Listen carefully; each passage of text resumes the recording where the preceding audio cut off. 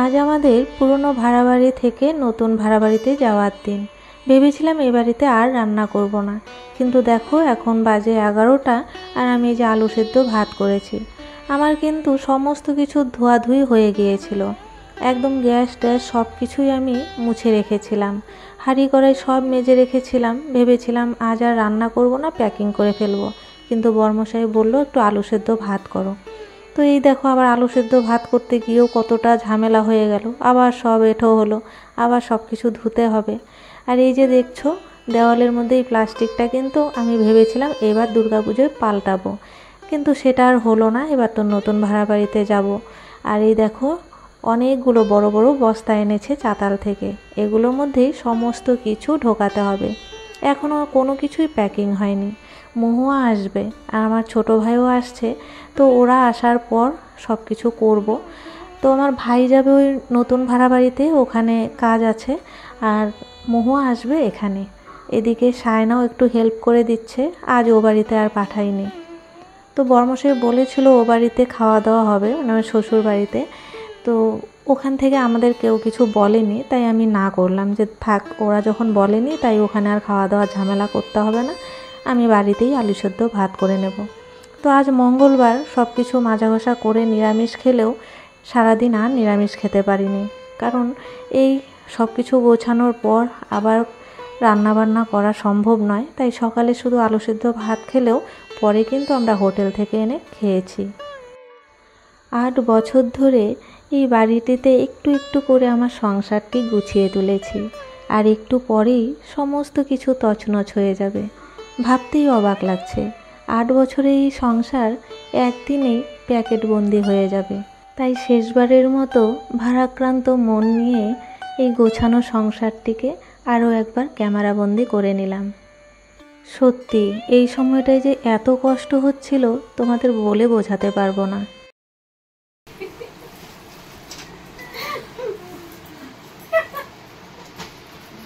দেখো আমরা সবাই মিলে কাজ করছি। এটা আমার মতন বানাইছিস না? আর ওই মহিলা কিচ্ছু করছে না, সকাল থেকে হাওয়া হয়ে বেড়াচ্ছে। এখানে সবাই মিলে হাসাহাসি করলেও আমার আর বিউটির মন কিন্তু ভীষণ খারাপ ছিল, যদিও উপর দিয়ে সেটা কিন্তু আমরা দেখাতে পারছি না। মহুয়া তো বুঝবে না, ও তো এখানে থাকে না।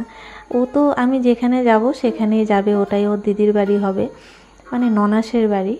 তো এখানে আমাদের দুজনেরই বেশি খারাপ লাগবে, কারণ আমরা সব সময় রান্না করতে করতে ওর বাড়ি যেতাম, এটা ওটা না থাকলেও গিয়ে আমরা নিয়ে আসতাম, সেটা আর এখন হবে না।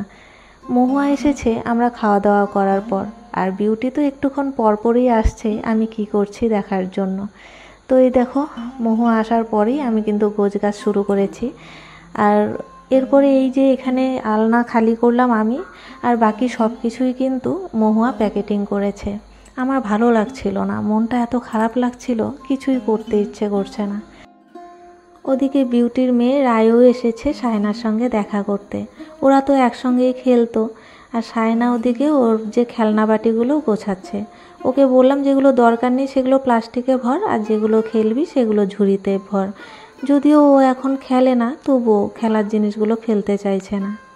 এই দেখো না, কিছুদিন থেকে মন খারাপের জন্য ভিডিওতে ইন্ট্রোই দিতে পারছি না।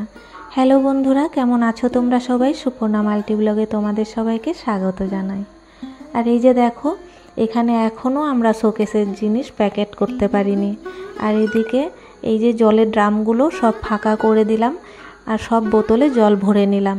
ওখানে গিয়ে খেতে হবে, আর ভরা ড্রাম সহ তো নিতে পারবে না, তো সেই কারণেই ড্রামগুলো ফাঁকা করলাম।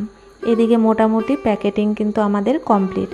এবার ওই বড় বড় জিনিসগুলো যাবে ট্রাকে, আর এই ছোট ছোট প্যাকেটগুলো আমরা টোটো করে নিয়ে যাব ও বাড়িতে। তো এখন কিন্তু বাজে 3:30, আর এখন পর্যন্ত না টোটো না গাড়ি কিছুই আসেনি। আর এদিকে দিনটাও এত খারাপ করে এসেছে, জানি না কি হবে। এই দেখো মহুয়াও বসে আছে।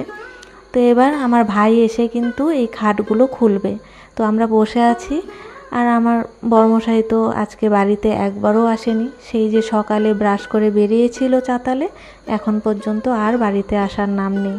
এদিকে বাইরে কিন্তু বৃষ্টি হচ্ছে, কি হবে আজকে কে জানে, যেতে পারবো কি না সেটাও বুঝতে পারছি না। এদিকে আমাদের বাড়িয়ালির কাণ্ড দেখো, আজকের দিনেও ওই জানালাটা খোলা থাকলেও দরজাটা কিন্তু এভাবেই বন্ধ। সকাল থেকে একবারও উনি দরজা খুলে আমাদের সঙ্গে কথা বলেনি। তবে ওই জানলা দিয়ে মাঝে মাঝে উঁকি দিয়ে দেখছেন আমরা আদৌ আজকে বাড়ি ছাড়ছি কিনা, কারণ ওনার মনে তো এখনও সন্দেহ রয়েছে আমরা হয়তো বাড়ি ছাড়বো না। আর এদিকে ওই ভাড়াটিয়াও নেই, তাই পুরো ফাঁকা বাড়ি থেকেই মনে হচ্ছে আমাদের যেতে হবে। এবার চলো একটু শেষবারের মতো ছাদে যাই। এই ছাদে কত স্মৃতি জড়িয়ে আছে, কত শর্ট ভিডিও করেছি। আর এই যে গাছগুলো রয়েছে এগুলোতে কাকিমা যখন কলকাতায় ছিলেন তখন আমার বরমশাই এখানে জল দিত, আমিও দিতাম। তবে এখন উনি সেগুলো ভুলে গিয়েছেন। আর এখানে কত জামা কাপড় ধুয়ে দিয়েছি, একবার বৃষ্টি আসায় সব নামিয়েছিলাম, তারপর আবারও এখন ছাদে দিয়েছি। এখান থেকে বিউটির সঙ্গে গল্প করি। আজ আর ওকে দেখা যাচ্ছে না, আসলে আমার এখানে বারবার আসছে তো, তাই ওর কাজেই হয়নি, তাই এখন হয়তো রান্না করছে। তো একবার এসে ঘুরে গেলাম, দেখি ওকে দেখা যায় কি না।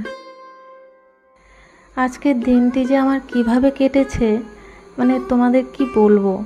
এত কান্না পাচ্ছে অথচ কান্না করতে পারছি না। আর আজকে মহুয়া ছিল বলেই হয়তো একটু মনের দিক থেকে শক্ত ছিলাম। একা থাকলে হয়তো গোছাতে গোছাতে কতবার কান্না করতাম। বাইরে থেকে ওটা ঘর মনে হলেও ভেতর থেকে কিন্তু ওটা একটা যাযাবরের আস্তানা। একদমই যেতে ইচ্ছে করছে না ঘরের ভেতর। আর এদিকে বরমশাই আবার দুটো ব্যাগ ধুয়ে রেখেছে, ওর মধ্যে ওই যে মশলার কৌটো মৌটো ওগুলো নিতে হবে। এখনও অনেক কিছু গোছানো বাকি, তবে ওরা এখন পর্যন্ত টোটো না পাঠালে, কিছু জিনিস না নিলে সব কিছু গোছাতেও পারছি না। এদিকে এসে দেখছি মহুয়া আবার এই শোকেস খালি করে দিয়েছে। সত্যি যত দেখছি মনটা এত খারাপ হয়ে যাচ্ছে, কিভাবে একটা সংসার চোখের সামনে ভেঙে যাচ্ছে। ভেবেছিলাম এখান থেকেই একেবারে নিজের বাড়িতে যাব। এই 2-3 বছরের মধ্যেই বাড়ি করার ইচ্ছে ছিল বরমশাইয়ের। ইচ্ছে ছিল কি, এখনও আছে। তবে এই 2-3 বছর উনি আমাদের যদি সময় দিত তাহলে আর এভাবে ভাঙাচোরা করে নতুন বাড়িতে যেতে হতো না।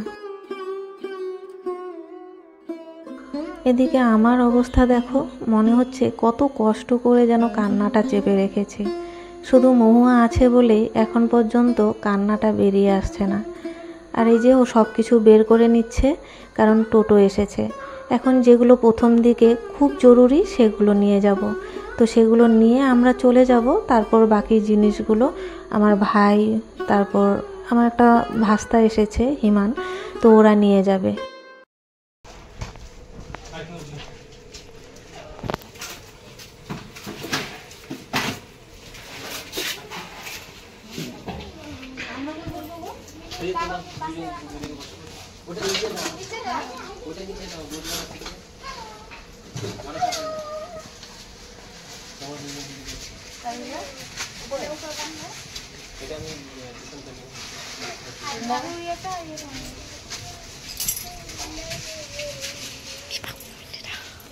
ওটার ভিতরে ঢুকায় দাও না। তুমি আমাকে আগায় দিতে আসছো, হাসি কিন্তু মন থেকে আসে না। ভালোই ছিল, আজকে থেকে খারাপ হয়ে গেল। সব মাটি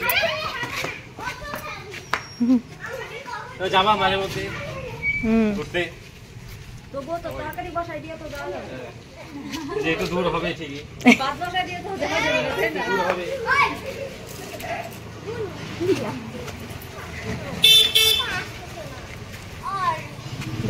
টাইগার আসে, টাইগার। চলো টাটা। সিনু সিনু ওই যে টাইগার আসছে, টাইগার আসছে। Bye bye. বস, সামনে বস। আমি কই বসবো? হ্যাঁ, তো চলো এবার সবাইকে বিদায় জানিয়ে নতুন ভাড়া বাড়ির উদ্দেশ্যে রওনা দিই। আমার শুধু এখন একটা কথা ভেবেই অবাক লাগছে যে এই যাওয়ার সময়টাতেও বাড়িয়ালি কাকিমা একবারের জন্য ঘর থেকে বের হয়নি। তবে মাঝে মাঝেই জানালা দিয়ে চুপ করে দেখে নিচ্ছিলেন আমরা সত্যিই আজ বাড়ি ছেড়ে চলে যাচ্ছি। Bye bye.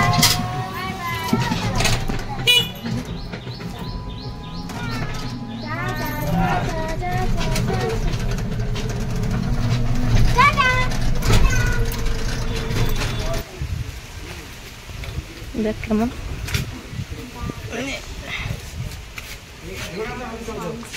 তখন কি করছি বলতো, ভিডিওই করিনি। কপাল খারাপ থাকলে যা হয় আর কি। প্রথম এলাম ভাড়া বাড়িতে, আর তোমাদের একটু ভিডিও করে দেখাবো। একে তো সন্ধে হয়ে গিয়েছে, তার উপরে আকাশটাও খারাপ করেছে, আর এদিকে কারেন্টও নেই। তো অন্ধকারের মধ্যেই যতটুকু ভিডিও করা যায় করেছি, কারণ এখানে এসে কি করলাম না করলাম সেটা একটু করে তুলেছি তোমাদের জন্য আর আমার জন্য, কারণ পরে আমি দেখবো যে কি করেছি। তো এই দেখো, এখানে এসে দেখি ওরা যে ঘর ধুয়েছিল সেটা এখনও জল জল হয়ে আছে। তো জিনিসগুলো কোথায় রাখবো, তাই মহুয়া কিন্তু মুছে নিচ্ছে ঘরটা। আর আমরা ওই যে বললাম যেগুলো খুব দরকারি সেগুলো নিয়ে এসেছি, আর ওই জলের বোতলও নিয়ে এসেছি, কারণ এখানে জল খেতে হবে। ড্রাম তো এখনও আনা হয়নি। কপাল খারাপ কিন্তু আর একটা বিষয়েও, ভেবেছিলাম আর ও বাড়িতে যেতে হবে না, আর ওই বাড়িওয়ালি কাকিমার মুখোমুখিও হতে হবে না, কিন্তু এতটাই ভাগ্য খারাপ। দেখো এদিকে এত পরিমাণ হাওয়া দিচ্ছে, বোঝাই যাচ্ছে এত অন্ধকার করে আসছে চতুর্দিক যে আজকে একটা বিশাল বড় ঝড় বৃষ্টি হবে। তো তাই হয়েছিল রাতে, আর সেই কারণে আজ কিন্তু আর বাকি জিনিসগুলো আনা হয়নি। এরপর আরেক টোটো জিনিস আনা হলেও সেই বড় জিনিসগুলোই আনা হয়নি, মানে খাট, ড্রেসিং টেবিল, যেসব মানে দরকারি জিনিস। আর এখানে যে আমরা ঘুমাবো সেটারও ব্যবস্থা নেই। এদিকে বরমশাইয়েরও চাতালে থাকতে হবে, কারণ আমার দেওর এবং শ্বশুরমশাই ব্যাঙ্গালোরে আছে, ডাক্তার দেখাতে গিয়েছেন। তো সেই কারণে কিন্তু এখানে থাকাটা আমাদের অসুবিধে। তাই যে কটা জিনিস এনেছিলাম সেগুলো রেখেই তালা দিয়ে আমরা চলে গিয়েছিলাম পুরনো ভাড়া বাড়িতে। ওখানে গিয়ে রাতটা কাটিয়ে আবার পরের দিন আমরা এসেছি। তো সেগুলোরও ভিডিও করেছি। আপাতত আজকের ভিডিওটা তোমাদের দিলাম। আর এই কদিন কিন্তু ভাড়া বাড়ির এই ঝুট ঝামেলার জন্য আমি ভিডিও দিতে পারিনি। বুঝতেই পারছো, এক ভাড়া বাড়ি থেকে আর এক ভাড়া বাড়িতে এসে সমস্ত কিছু গোছানো কতটা ঝুট ঝামেলার ব্যাপার আর কি। তাও তো মহুয়া ছিল বলে আমার অনেকটাই সুবিধে হয়েছে। এদিকে এই যে এই বাড়িতে এসে তোমাদেরকে দেখাচ্ছি যে কি কি গাছ আছে। তো এখানে ওই একটা গাছ দেখালাম, সেটা কিন্তু ওই বাচ্চাদের হাওয়া লাগলে নাকি, একদম ছোট বাচ্চা যেমন আমাদের জিম্মু আছে, তো এরকম বাচ্চাদের হাওয়া লাগলে কিন্তু পটি হয়, তো এটা কেটে দিতে হবে, সেটাই বলছিলাম। এখানে একটা নারকেল গাছ আছে, আর এই যে এখানে একটা তুলসী গাছও আছে। এটা হাতে বানানো তুলসী বেদি, এটা একদম প্রথমে যার বাড়ি ছিল সে বানিয়েছে। এরপর কিন্তু এখন আমরা যার কাছ থেকে ভাড়া নিয়েছি সেই মালিক কিনেছে। এখন বাজে প্রায় 6:30, আর আমরা এই যে দুপুরের খাওয়া খাচ্ছি। তো আমার ভাই আর ভাস্তা ওরা হোটেল থেকে খেয়ে তারপর আমাদের জন্য খাওয়া নিয়ে এসেছে। তো মহুয়া, ভাই, ভাস্তা ওরা তো সকালে খেয়ে এসেছে, আর আমরাও সেই সকালে আলু সেদ্ধ ভাত খেয়েছি। তো তাই দুপুরের খাওয়া এখন খেয়ে নিলাম। এই সময়টাতে একটু পিকনিক পিকনিক ফিল আসছিল। আর এদিকে কারেন্ট নেই, মোবাইল ধরিয়ে খাচ্ছি। আর ওই যে আমার ভাই, ভাস্তা, টোটোওয়ালা সবাই বসে আছে। ওদিকে বাইরে কিন্তু বৃষ্টি হচ্ছে। তো সবাই একদান লুডো খেলে এখন বসে গল্প করছে। ওই লুডো খেলা তুলতে পারিনি, তখন আমার বান্ধবী লক্ষ্মী ফোন করেছিল, ভিডিও কল করেছে দেখবে বলে। তো সেই সময়টাতে আর ভিডিও করিনি। শাহেনা তো ভীষণ খুশি এই বাড়িতে এসে, দেখে বুঝতেই পারছো। আসলে এখন তো বড় হয়েছে, সব বোঝে, তাই ওখানে বাড়িয়ালির ওই ব্যবহার ওরও খারাপ লাগছিল। এখানে এসে যেন একদম মুক্ত বাতাসে স্বাধীনভাবে ঘুরছে।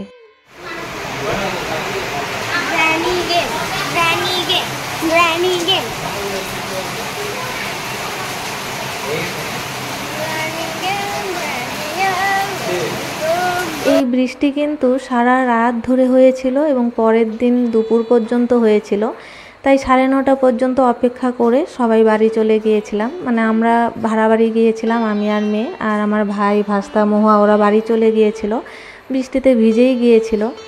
আর রাতে আবার হোটেল থেকে খাওয়া এনেছিল, কিন্তু মহুয়া আবার খাওয়া নিয়ে যায়নি, বাড়িতে গিয়ে আবার সেই রান্না করেছিল এত রাতে।